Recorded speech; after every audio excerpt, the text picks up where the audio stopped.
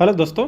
आप सब लोगों ने बहुत बार देखा होगा कि हम जो भी एग्ज़ाम देते हैं या फिर जो भी हम अपने लिए टारगेट सेट करते हैं, बहुत सारे लोगों का भी सेम टारगेट होता है और इसी वजह से मैक्सिमम 1, 2 या 3% लोग सक्सेसफुल हो पाते हैं। चाहे वो आपका जॉब है या फिर आपका बिजनेस है या फिर आप किसी एग्ज़ाम की तैयारी कर रहे हैं, तो मैक्सिमम जो सिलेक्शन रेट होता है वो 2-3% के आसपास होता है मैक्सिमम।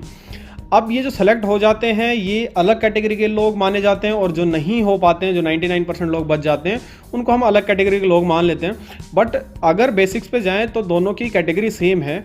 मैं समझाऊंगा कि 99% लोग कैसे फेल हो जाते हैं, क्या रीज़न रहता है। देखो, मैं मेजर रीज़न की बात करूंगा क्योंकि ह्यूमन ब्रेन की जो कैपेबिलिटीज़ है बहुत ज़्यादा है।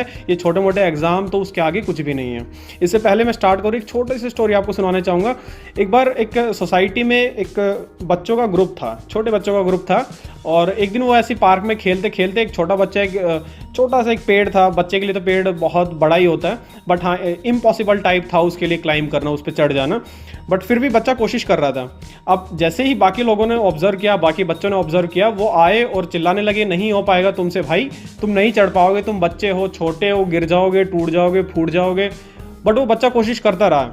5-10 मिनट कोशिश करने के बाद भी वो नहीं सक्सेसफुल हो पाया, बट फिर भी वो कोशिश करता रहा और 15-20 मिनट बाद somehow he made it. वो पेड़ पे ऊपर तक चला गया और फिर आसानी से नीचे भी आ गया। और ड्यूरिंग दिस पीरियड बाकी जितने भी बच्चे थे छोटे मोटे, वो सारे यही चिल्लाते रहे कि नहीं हो पाएगा, हंस रहे थे, खिलखिला रहे थे और उछल उछल के मना कर रहे थे, नहीं भाई रुक जाओ, नहीं हो पाएगा, गिर जाओगे, इस टाइप्स की वो बातें कर रहे थे चिल्ला चिल्ला के। बट फाइनली जब वो चढ़ गया, वापस आया, तो एक एडल्ट इंसान था, कोई 20-22 साल का बच्चा था। वो उसने पूछा कि उस लड़के से कि भाई आप कैसे चढ़ पाए, सब लोग इतना अपोज कर रहे थे फिर भी आप कैसे चढ़ पाए पेड़ पे। तो वो बच्चे ने कुछ जवाब नहीं दिया। फिर उसकी मदर थोड़ा दूर बैठी हुई थी, वो आई और उसने बताया कि मेरा बच्चा सुन नहीं पाता है। तब वो बात समझ आई, आप भी समझ पा रहे होंगे कि जब वो सारे बच्चे उसको अपोज कर रहे थे, जब वो उसको ज्ञान दे रहे थे कि आप नहीं कर पाओगे, आप गिर जाओगे, बच्चे हो, छोटे हो, तो वो उन बच्चों की बात सुन ही नहीं पा रहा था। उसे लग रहा था ये सब लोग मिलके चीयर कर रहे हैं उसको कि तुम कर लोगे, yes you can do it, तुम अच्छा कर रहे हो, और 2 मिनट कोशिश करो। तो ऐसा वो बच्चा सोच रहा था कि ये सब लोग ऐसे चीयर कर रहे हैं तुम्हें, क्योंकि उसके घर वालों ने कभी उसे नेगेटिव बात बोली ही नहीं थी। वो हमेशा पॉजिटिव बातें बोला करते थे, पॉजिटिव बातें लिख के उसको समझाया करते, इशारों में समझाया करते थे कि आप जो भी करना चाहें वो कर सकते हैं, कोई इशू नहीं है।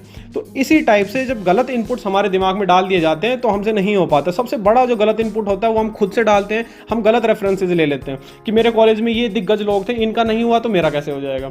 मेरे स्कूल में ये दिग्गज लोग थे, इनका नहीं हुआ तो मेरा कैसे हो जाएगा। मेरे बैचमेट्स ये इतने अच्छे थे बिजनेस में, इतने अच्छे थे स्टडीज़ में, इतने अच्छे थे इन सब चीज़ों में, उनका कुछ नहीं हो पाया तो मेरा भी नहीं हो पाएगा। तो ये गलत रेफरेंस हम जो ले लेते हैं वो सबसे बड़ा नेगेटिव घर हमारे दिमाग में कर जाता है कि मेरा भी नहीं होगा। दूसरी जो बहुत गलत चीज़ है जो सोसाइटी इनपुट देती है हमें कि तुम लोग नहीं कर पाओगे। सोसाइटी हमें एक ही इनपुट देता है, शर्मा जी के लड़के का हो गया, गुप्ता जी के लड़के का हो गया, वो बहुत इंटेलिजेंट था, बचपन से इंटेलिजेंट था, ये करता था, वो करता था। देखिए भाई, ऑफेंसिव फील ना करिए, जस्ट एक एग्जाम्पल दे रहा हूँ, शर्मा जी, गुप्ता जी। और इसी टाइप के जब आपके रिश्तेदार लोग भी इनपुट डालते हैं कि नहीं हो पाएगा, कोई छोटी मोटी जॉब की तैयारी कर लो, आप बड़ी जॉब नहीं कर पाएंगे, तो वो हमारे लिए प्रॉब्लम क्रिएट करता है। तीसरी जो इंपॉर्टेंट चीज़ है, हम अपने ही एक्सपीरियंस से गलत इंटरप्रिटेशन निकाल लेते हैं कि भाई मेरा 10वीं में इतना मार्क्स था, बाकी लोगों का इतना मार्क्स था। मेरा 12वीं में इतना 60% था, बाकी लोगों का 90% था। मेरा कॉलेज भी प्राइवेट था, बाकी लोगों का एनआईटी था, स्टेट गवर्नमेंट था, आईआईटी था। मेरे कॉलेज में मैं 60 बच्चों में से लास्ट के 10 बच्चों में आया करता था, उन 50 बच्चों का कुछ नहीं हुआ, मेरा भी कुछ नहीं होगा। भाई ये गलत रेफरेंसेस, गलत एक्सपीरियंस का इंटरप्रिटेशन मत करिए, ठीक है। अगर आप गलत कॉलेज में पहुंचे, इसका मतलब ये है कि आपने 12वीं के बाद मेहनत नहीं करी थी। अगर आप उन 60 बच्चों में लास्ट के 10 बच्चों में गिने जाते, इसका मतलब आप कॉलेज में भी मेहनत नहीं कर रहे हैं, आप वहाँ भी ध्यान नहीं दे रहे हैं, ठीक है। और यूनिवर्सिटी में कोई भी आपसे अगर आगे जा रहा है, इसका मतलब कहीं नहीं है कि वो बहुत इंटेलिजेंट है। मैं पर्सनली अपने कॉलेज के एग्जाम्पल देता हूँ।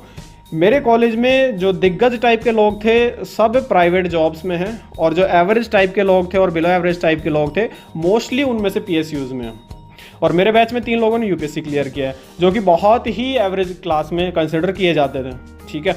तो आपको दुनिया की आसपास के जो गलत इनपुट्स है वो नहीं लेने। गलत इनपुट्स ही हमेशा हमारे पास इसलिए आते हैं, रीज़न ये होता है कि जो बच्चा सेलेक्ट हो जाता है, जो सक्सेसफुल इंसान हो जाता है, वो अपनी लाइफ में बिजी हो जाता है। वो जो 1-2% जो लोग सक्सेसफुल हो रहे हैं उनकी लाइफ बहुत कूल हो जाती है एग्जाम के बाद, और वो ज़्यादा इंटरेक्शन में नहीं रहते हैं लोगों के साथ, तो पॉजिटिव जो उनका एक्सपीरियंस है वो तो शेयर कर ही नहीं पाते हैं।